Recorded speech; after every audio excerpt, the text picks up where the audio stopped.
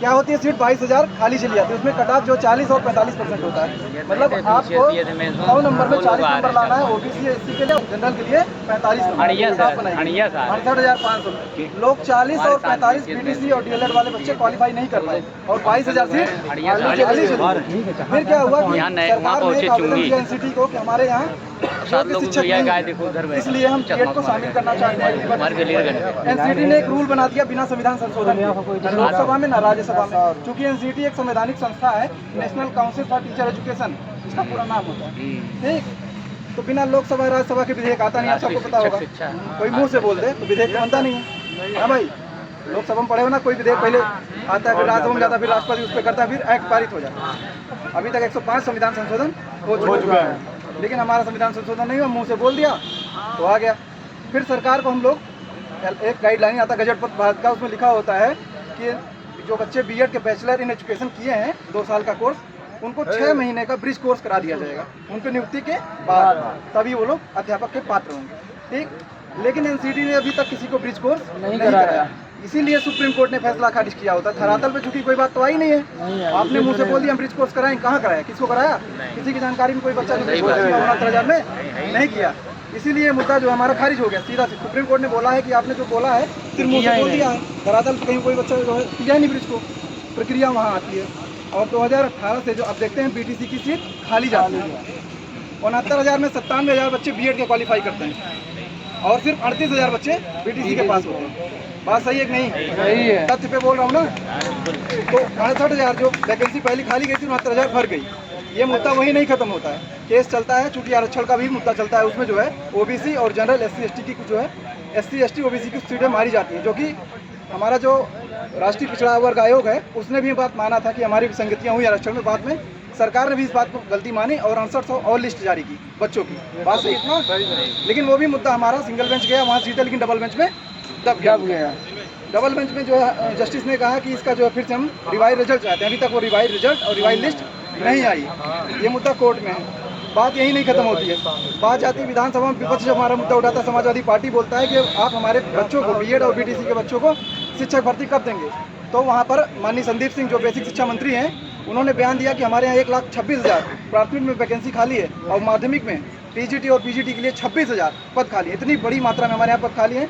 कई स्कूलों में ताला लगे हैं, जो है बच्चे हैं लेकिन शिक्षक नहीं है। आप सबको पता होगा, पूर्वांचल अपना उदाहरण है, ठीक। हमारे यहाँ पर खाली स्कूल है, एक स्कूल चल रही है भाई। शिक्षक अनुपात ये बोलते हैं, देखिए शिक्षा मंत्री माननीय संदीप सिंह कहते हैं कि हमारे यहाँ छात्र शिक्षक अनुपात बराबर है। इससे पहले इसके जो आविष्कारक हैं छात्र शिक्षा अनुपात वाले, वो माननीय जो इटवा सिद्धार्थनगर से चुनाव हार चुके हैं, पूर्व शिक्षा मंत्री, उन्होंने ये बात बोला, तब से यही है रटे जा रहे हैं, इनके पास कोई शब्द नहीं है।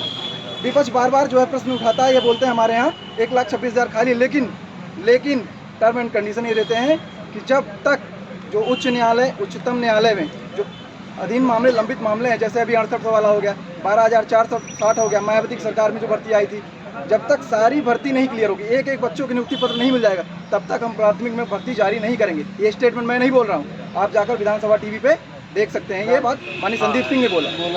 सहमत है? एकदम।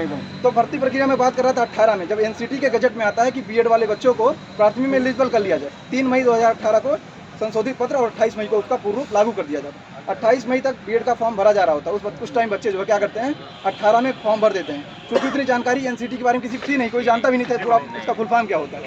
क्या हुआ, 19 में 6.5 लाख फॉर्म भर गया। मैं बीएड 2019 बैच का हूँ, उस टाइम 6.5 लाख जो है फॉर्म भरे और कंपटीशन मारामार जैसे IIT जेईई और नीट की परीक्षा हो रही है, इतना तगड़ा हुआ। ठीक है, 280 साइंस वाले बच्चों को साइंस कॉलेज नहीं मिला और अभी ये हालत है 200 वाले को मिल जा रहा है सरकारी कॉलेज। बच्चे अब कम कर रहे हैं। तो 6.5 लाख में से लगभग 3.5 लाख लोग उस टाइम बीएड किए। 2,90,000 सीटें हैं पूरे प्रदेश में बीएड की, ठीक। 3 लाख लोग उस साल बीएड किए। तो उसके बाद जोड़िए 18 किया, 19 किया, 20 किया, 21 किया और अभी जो 22 चल गया, 23 का एडमिशन प्रक्रिया चल रही है। काउंसलिंग डिले हो गया। और एक बात आपको सुनकर ताजुब होगा कि बीटीसी में जो सीट का जो तीसरी बार फॉर्म की डेट बढ़ाई गई है, 21 अगस्त 2023 लास्ट डेट है। एक बार बढ़ी, 2 बार बढ़ी, 10,000 भी आवेदन नहीं है। तीसरी बार बढ़ा, क्यों बढ़ा? एक बार जरा सोचिए कि क्या उसको बीटीसी जो संवैधानिक चीज़ है, क्या उनको पता था कि ऐसा फैसला आने वाला है? वो आखिर डेट क्यों बार बार बढ़ा रहे हैं? यानी उनको ये चीज़ पता था कि बीटीसी वाले अंदर हैं और बीएड वाले बाहर हैं। ये फैसला लीक कैसे हुआ? सवाल तो उठता है। संवैधानिक संस्था सुप्रीम कोर्ट है, उनको कैसे पता 3 बार फॉर्म के आवेदन, और वो भी 21 तारीख तक बढ़ा दिए डेट।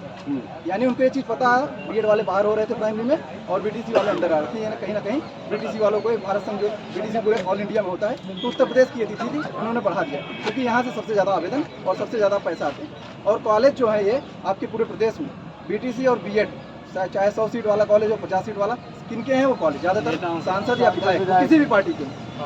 कोई हम जैसे हम लोग हैं गरीब लोग, हम लोग जो है कॉलेज नहीं खोल सकते हैं, हम लोग पढ़ते हैं, अपने बच्चों को पढ़ाते हैं। तो हमने 19 में हमने क्या किया, एनसीटी के गाइडलाइन पे हमने बीएड कर लिया।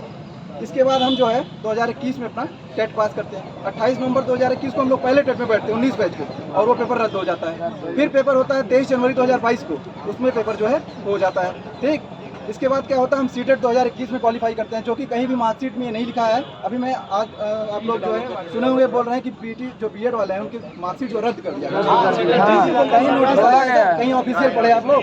कोई अगर ऑफिशियल मेरे पास दिखाइए, ये नहीं लिखा है। क्योंकि मैं अभी डिजी लॉकर पे अपना 2021 में सीटेट पास आउट हूँ, दिसंबर में 19 बैच का बीएड हूँ, तो मैंने 21 में पहली बार दिया, मेरे 90 नंबर आए, मैं क्वालिफाइड हूँ। बिहार मैंने फॉर्म डाल दिया। अब लोग बोल रहे हैं कि आपका रद्द हो गया, बिहार भी नहीं दे पाएंगे। ठीक, परेशानी हुई, लेकिन ऐसी कोई बात नहीं है। बिहार सरकार ने सुबह 7:30 बजे अतुल देव श्रीवास्तव वहाँ के चेयरमैन बीपीएससी को, उन्होंने साफ साफ बोला, ना भर्ती पे स्टे है, ना भर्ती पे स्टे होगी। ऐसा कुछ होगा तो हम सुप्रीम कोर्ट आएंगे, क्योंकि जब विज्ञापन आया था तो विज्ञापन में और प्रगति में कहीं नहीं। ठीक भैया, तुम्हारे बात समझिए, नहीं। फिर क्या हुआ, 19 में टेट लिया, 3 साल की कोई भर्ती हुआ, पिछली वैकेंसी 2019, 18, 19, 20, 21, 22, 23, 5 साल प्राथमिक में एक भी शिक्षक की भर्ती नहीं है। फिर शिक्षा में 5 साल में 4,000 टीचर